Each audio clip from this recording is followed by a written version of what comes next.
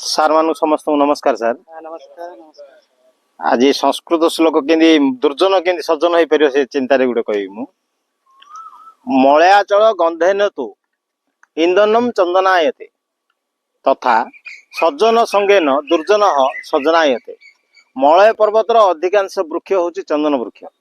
तेणु से बण से पर्वत अन्य जाणी वृक्ष गुड़िक जदि शुंघा ताहले सीटा चंदन बासना हो जेहेतु तार संस्पर्श आसवा फल से जाणी वृक्ष गुड़िक चंदन बासना हो। ठीक से गोटे दुर्जन लोक सज्जन सहित सब मिसिव ताहले निश्चय दिन ना दिन से सज्जन हो। तेणु आम सज्जन मान संगे संग होगा उचित। सत्संग आज पवित्र सावित्री अमावास्या उपलक्षे उपस्थित समस्त सत्यवान मान को मोर हार्दिक अभिनंदन। से माने समस्ते दीर्घायु हंतु। गोटे दार्शनिक तत्व उपस्थापन कले जे सज्जन सहित मिसिले आमे निश्चित भाव परिवर्तन हो पारिबा। पुराण एवं इतिहास तार चाक्षुष प्रमाण रही। जमिति दस्यु रत्नाकर वाल्मीकि महर्षि होते एवं अशोक जो आसते युद्ध करने चंडाशोक धर्माशोक परिणत हो जाते। तेणु एसबू केवल संभव मन एवं निजर आचरण उच्चारण। तेणु आचरण उच्चारण इंद्रिय मान को निजर नियंत्रण कर पारे आम निश्चित भाव में सज्जन रे परिणत हो पारिबा। धन्यवाद।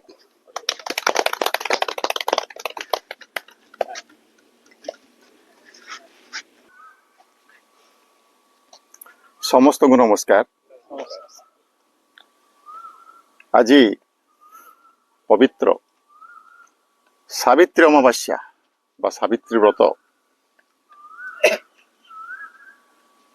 जदि पृथ्वी रे कर्णंग ठारू दानी किए जदि अच्छी कि प्रश्न हुए ताहले हरिश्चंद्र राजा बा दानवीर हरिश्चंद्र सी हूँ जड़े महान दानी। जदि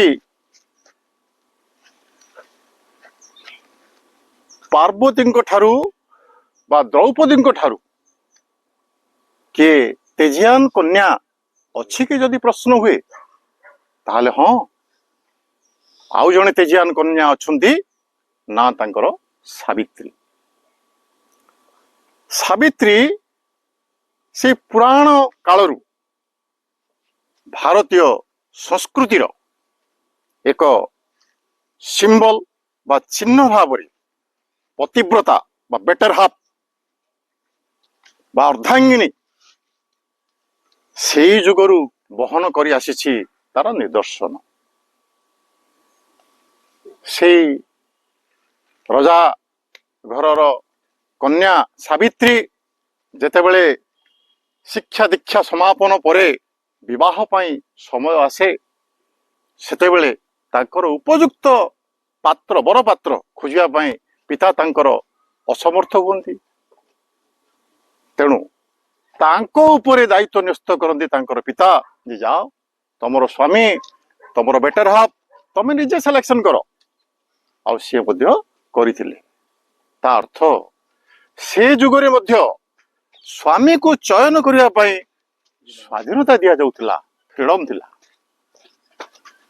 तापरे समयर स्रोतरे सावित्री सत्यवानंकर मृत्यु हुए आउ जमालय को सी गमन करती किंतु तांकर पछरे धावन करी से एते चतुरता सहित जमंक ठारू सी तांकर स्वामींकर आयुष्य पुणी फेरी पाइथिले आ सुखरे संसार गढ़ी।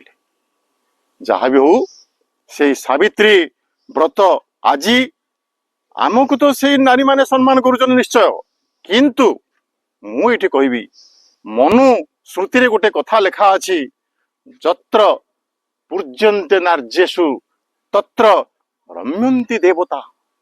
जो परिवार रे जो घरे जो समाज रे जो जाति रे जो देश रे नारी को पूजा करा जाए नारी को सम्मान दिया जाए से जाति से परिवार से देश से समाज सेते उन्नत सेते समृद्धिशाली।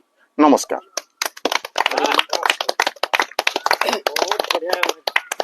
जय जगन्नाथ। जय जगन्नाथ। जय Jagannath. Today's thought of the day. The most important thing is to try and inspire people to be great, whatever field they are working. साथी माने आम भितर भगवान इमिति किसी ज्ञान देइछन्ती जोटा कि आमे सेरा को यूटिलाइज करी हमर समाज रे थिबा हमर जो यंगस्टर्स को आमे इंस्पायर करि परिबा आ एटलिस्ट चेष्टा करिबा ताको भलो कथाटी कहबा भलो कथा करी हमर समाज प्रति एइडा होची बड़ कर्तव्य। आमे जदि समस्त आम पाखरे जीवन रो जो सीढ़ी चढ़ी चढ़ी आछन्ती आम पाखरे बहुत किछि अभिज्ञता अछि सेही अभिज्ञताटाको आमे आम पाखरे रखिबा सहित ताको आमे समाज को मध्ये शेयर करिबा। मु ए स्टेपटा करछि बापारे तू ए स्टेप करे ना एडा करबा द्वारा एमिति असुविधा ही पारे। Try to inspire all the peoples so that they can be great. से माने सेही भूलटा बारंबार जीवन रे करिबेनी। सेथिबेई हमर जो समाज रे थिबा विज्ञजन मानकर एटा दायित्व मु तो कहबे एटा गोटे उत्तर दायित्व से मानकर से जिते सब ज्ञान आपण मानको समाज देइछि से ज्ञानटा वर्तमान समाज रे बांटीबार समय आछि। से ज्ञानटा बांटिले एक तो से केबे क्षय हबनी से बढ़ी बढ़ी जीवो प्लस समाज सुधुरी जीवो। आपण के कहनी कि मते टंका बांट अमकर because that depends upon your financial capacity but ज्ञानटा होची इमिति गोटे धन सेटा आपण जति बांटीबे समाज सुधरिबो आ समाज को आमे सुधारिबा एडा होची हमर परम दायित्व। जय जगन्नाथ। जय जगन्नाथ। हरि ओम। आमर अभिसार उपस्थापन कले सावित्री और सत्यवान उपाख्यान ठीक भाव से आनिक कनक्लूजन रे पहुंचैछन्ती जे सावित्री माने सत्यवान दीर्घ कामना करी सावित्री अमावास्या करथिले किंतु परवर्ती समय देखा तार परिवर्तन एवं यह समाजविद एवं नारीवादी माने गवेषणा करी उपस्थित हेलनी जे नारी मानकर मध्य समाज रे मर्यादा अछि एवं सेमाने पुरुष मानक भली समकक्ष एवं जदि नारी माने पुरुष मानकर दीर्घ कामना करिबा सावित्री अमावास्या करी पूजा करिवे पुरुष माने काहे करिवेनी कोठी भूल रहला।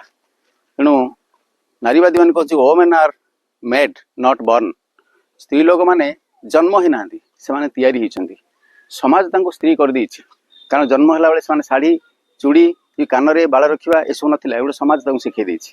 केवल गोटे डिफरेंस भगवान करचंती सेटा हला रिप्रोडक्टिव सिस्टम जन्म देवा पई गोटे गर्भाशय ही तांको पाखरे भगवान दैछंती बा प्रकृति दैछि आ किछि दै नथिला सब आमे समाज रे ताको दुर्बला अबला बा निष्पेषित कर रखिचंती। सावित्री सत्यवान कथा गोटे स्टोरी बा गप जहाकू समाज नारी मान लदी दौची जे तू या करने को बाध्य बा करने को पड़ो सबु नारी मान ताकू ग्रहण कर नहीं तेणु ताकू परिवर्तन करना परिवर्तन कौ माने चाहिए जो माने निष्पेषित होती जो माने वंचित होती नारी समाज जदि वंचित होती से माने जो विद्रोह बा आंदोलन आरंभ करेंगे से जाए परिवर्तन हम तेणु वंचित होता लोक जदि आंदोलन करना से ग्रहण कर चलो कि आउ गोटे दिगरे अर्थ बुझा जे गोटे दाम्पत्य जीवन निबिड़ता को वृद्धि करिवारे दाम्पत्य जीवन में स्नेह प्रेम को प्रतिष्ठा करिवारे गोटे परंपरा। तेणु सावित्री अमावास्या बा सावित्री उपाख्यान एक स्टोरी कहले लदी दि जाउछि। पुरुष माने स्त्री मान पूजा करिवार समय आछि जोटा कि सार कहले जे भगवान से ही घरे थांती जो गोटे नारी सम्मानिता नारी सम्मान पाए नारी उपयुक्त अधिकार से परिवार में मिलता है। तेणु नारी ही जननी पूज्या एवं तांकु सबुबले आमे सम्मान देवार आमर कर्तव्य। जय जगन्नाथ।